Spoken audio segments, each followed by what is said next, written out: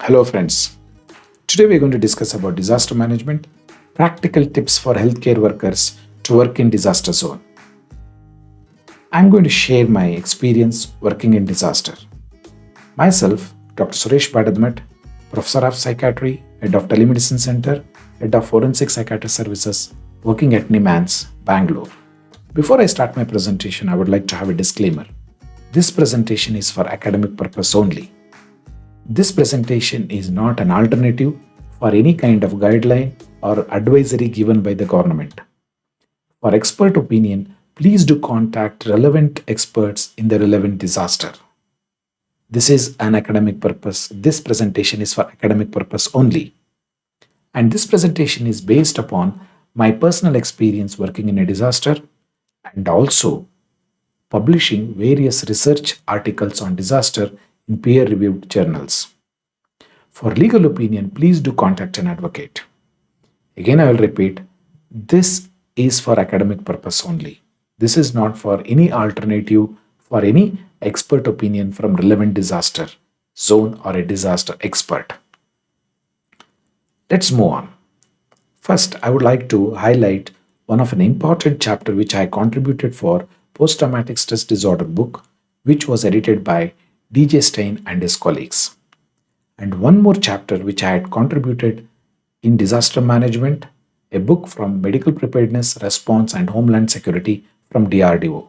This is the chapter 26. I had contributed the chapter titled as Disaster Mental Health, a Paradigm Shift from Curative to Preventive Psychiatry.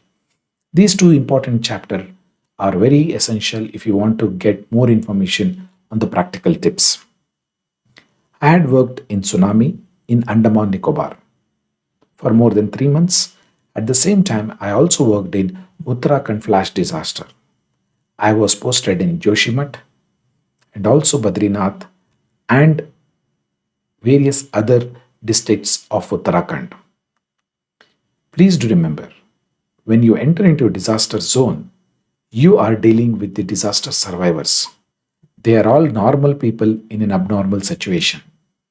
For example, in Uttarakhand flash floods, you are going to see various survivors. They are all normal, but an abnormal situation like flash floods that has pushed them into the brink of having various mental health issues and social issues. So, do remember, disaster survivors are normal people in abnormal situation. And also remember, each survivor's story is unique for their surviving. So do not say that everybody has gone through the same disaster. No, each survivor's response and also coping differs from one person to another survivor. So please do remember these two principles. With this, let's move into the phases of disaster.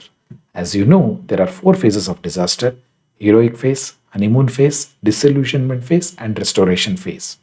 As soon as the disaster strikes, you should be ready to move into the disaster zone. If you had already a part of disaster team, so be ready and prepare a kit in your house so that as soon as the disaster strikes, you should be able to take the kit and move into the disaster zone to provide relief. But as soon as you enter into the disaster zone, do not expect VIP treatment. You are not a VIP there. You are a volunteer.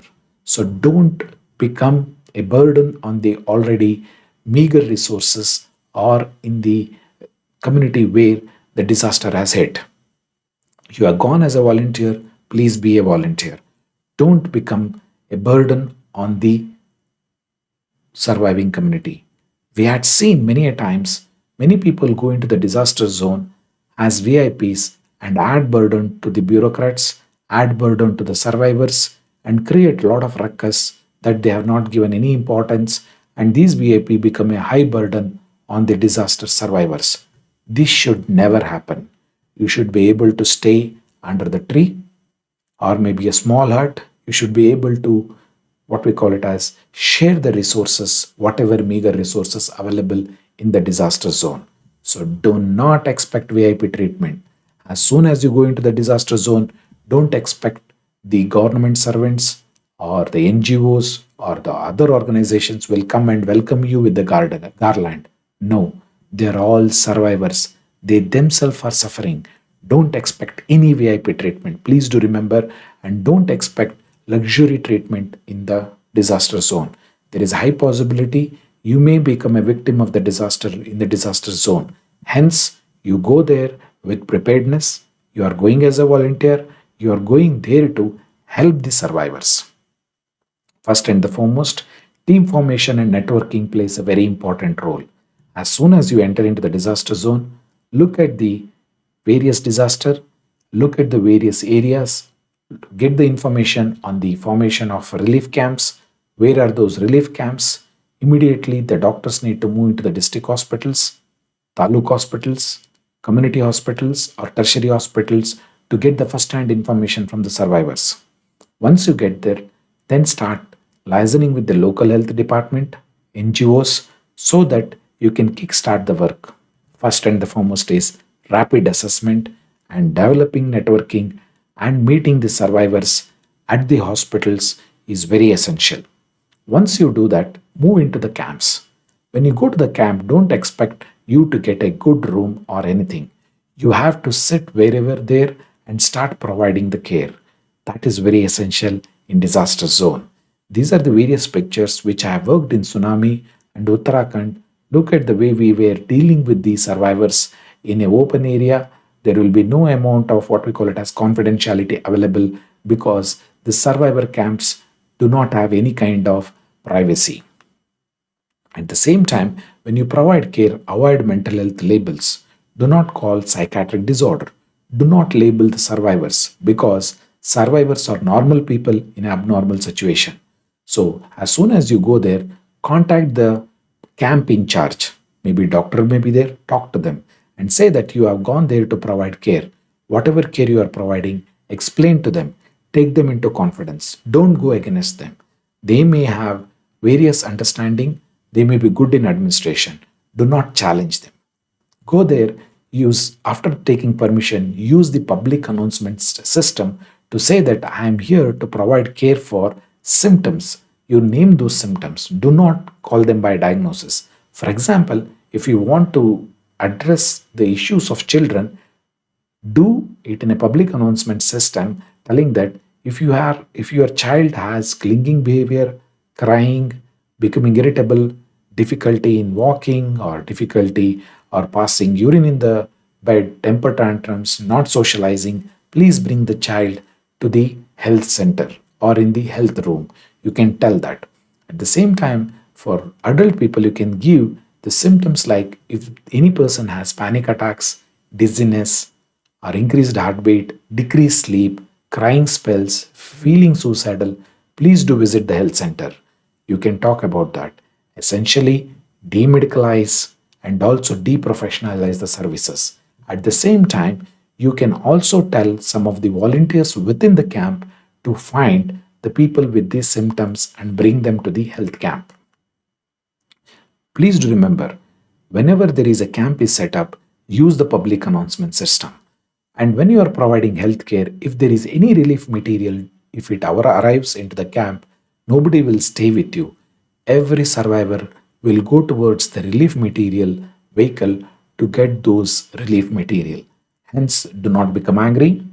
Facilitate the process of distribution of relief material because at the end of the day, the physical requirement to survive, that food, shelter, are very important. Hence, the people will move towards the relief material than the healthcare at that point.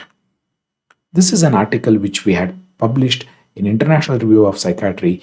This is the experience of psychosocial aspects of Andaman Nicobar Island, assessment and intervention in the early phase of tsunami. This is a very interesting article. Please do read about this.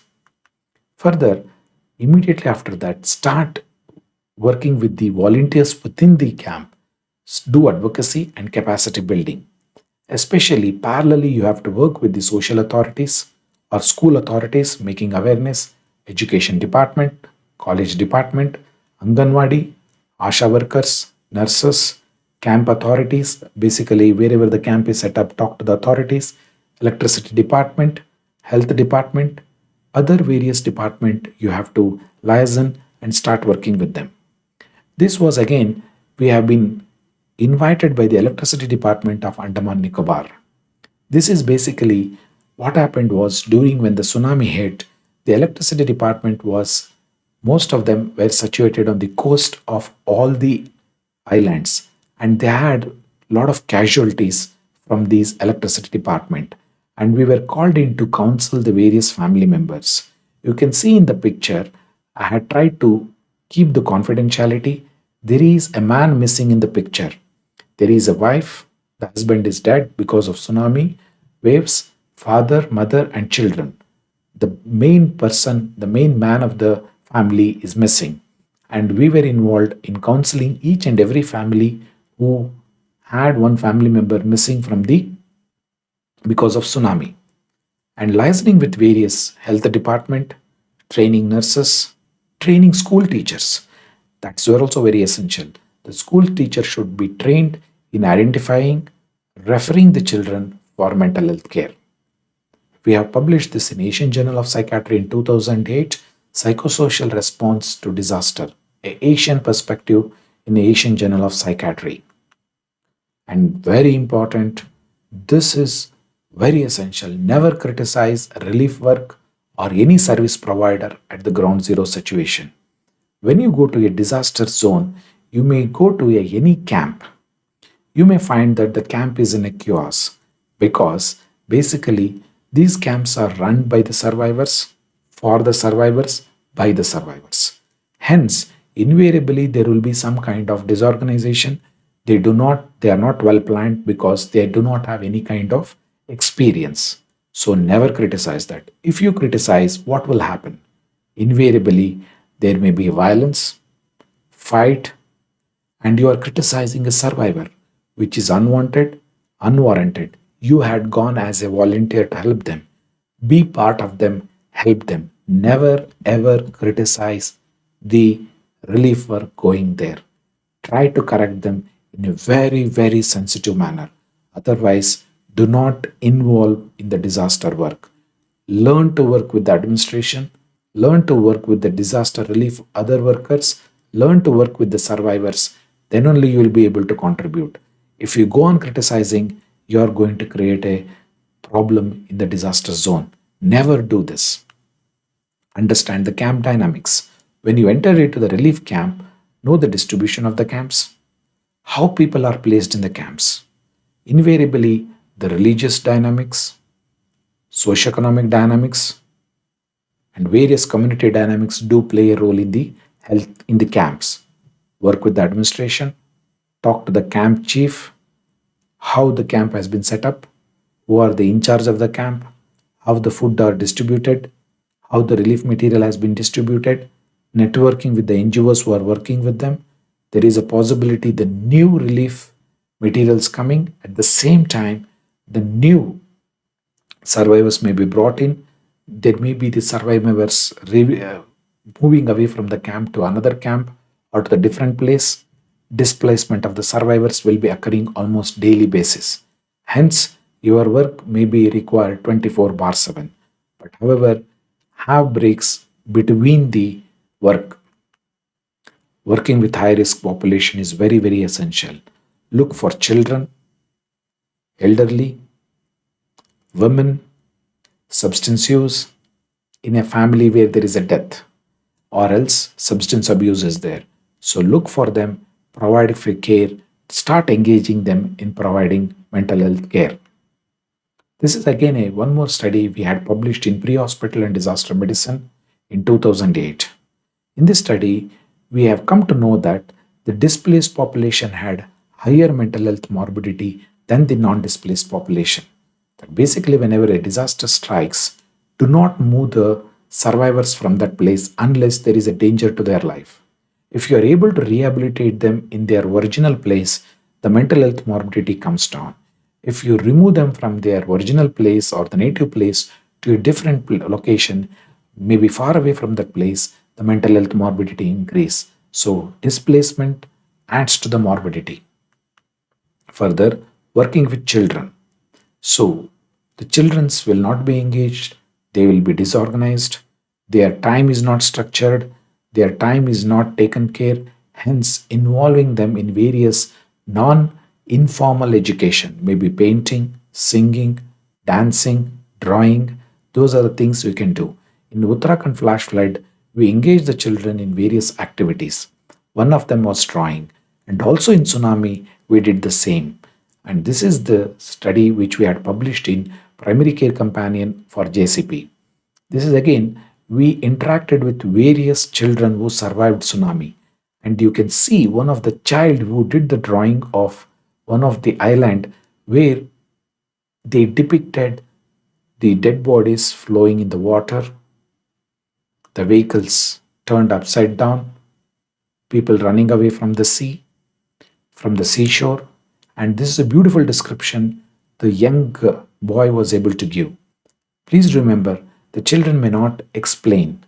Once you give them opportunity to drawing, and then you ask them to explain what they have done the drawing, they will be able to explain you whatever there in their mind.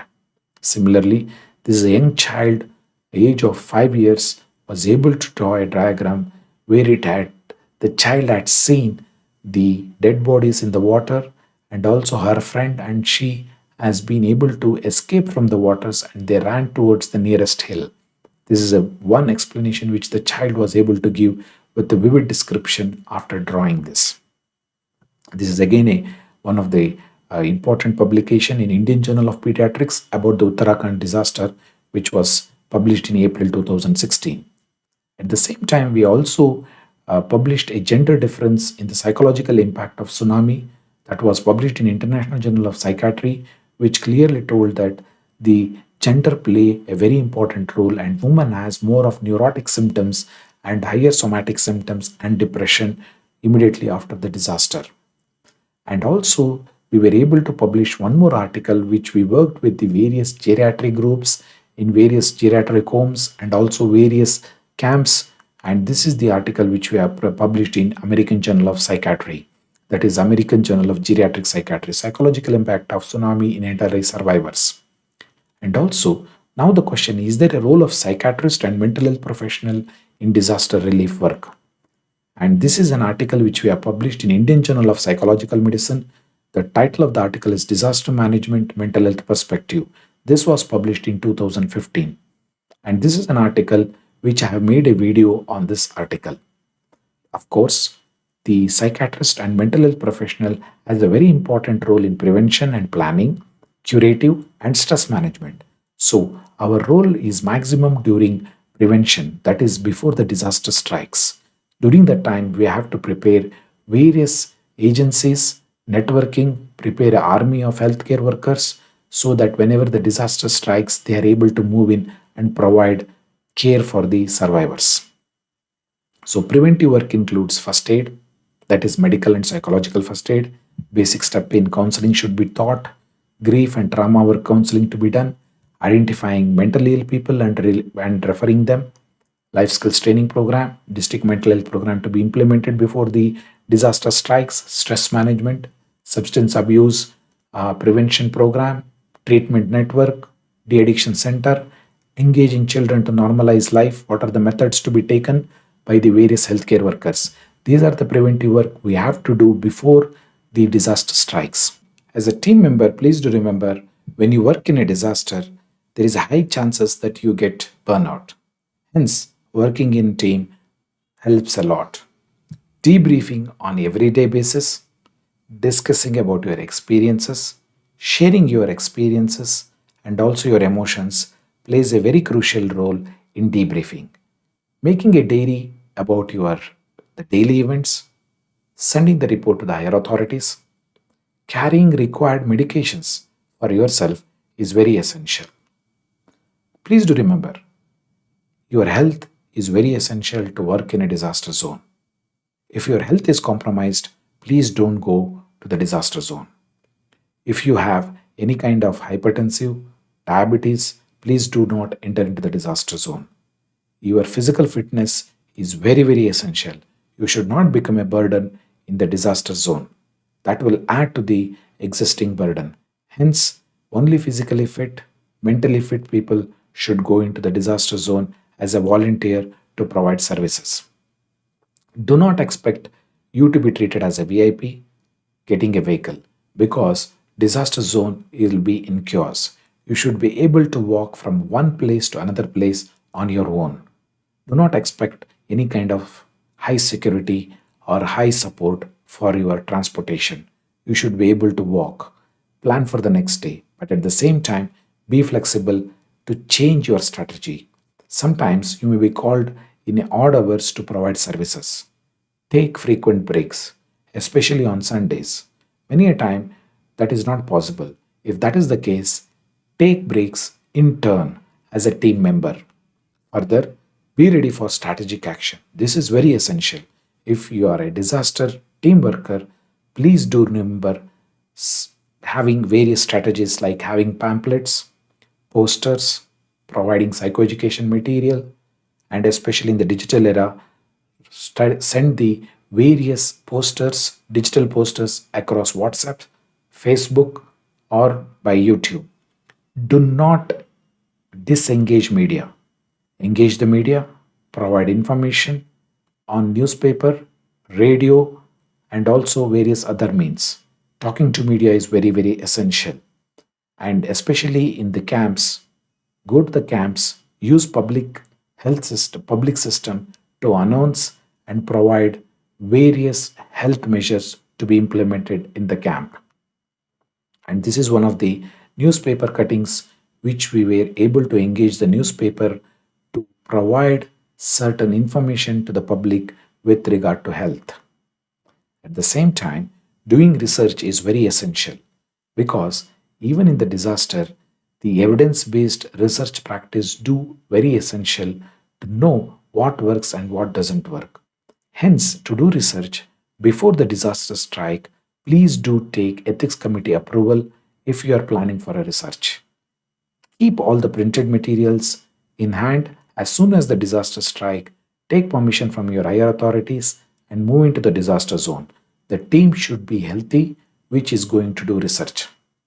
This is another article which we have published in Indian Journal of Psychological Medicine. This is on psychiatric and medical disorders aftermath of Uttarakhand disaster, assessment approach and future challenges. One more interesting article we had published in Psychopharmacological Bulletin. This is in 2017. In this article, we try to address whether psychotropic medications do play a role in prophylaxis. That was the question we asked. But unfortunately, we did not find any kind of evidence that psychotropic medication can be given as a prophylactic so that we can prevent various psychiatric morbidity. But however, as a curative role, definitely psychotropics play an important role, not as a prophylaxis for disaster morbidity prevention. Take home message, my dear friends, please do remember survivors are normal people in abnormal situation. And if you are going to a disaster zone, please make sure that your health is in a good shape. Please keep behind your VIP syndrome. You are going as a volunteer. Do not add burden to the existing burden at the disaster zone. Please do never ever criticize disaster work at the ground zero. Be constructive. You have gone as a volunteer, provide care and help to the surviving community. Do not become a burden. Do not create ruckus there. Do not create fight there. Keep your VIP syndrome at your home. If your health is not good, if you are not being a volunteer, please don't go to the disaster zone. Please be prepared if you are going as a volunteer. If you like this video, please subscribe to my channel. Stay safe. Thank you.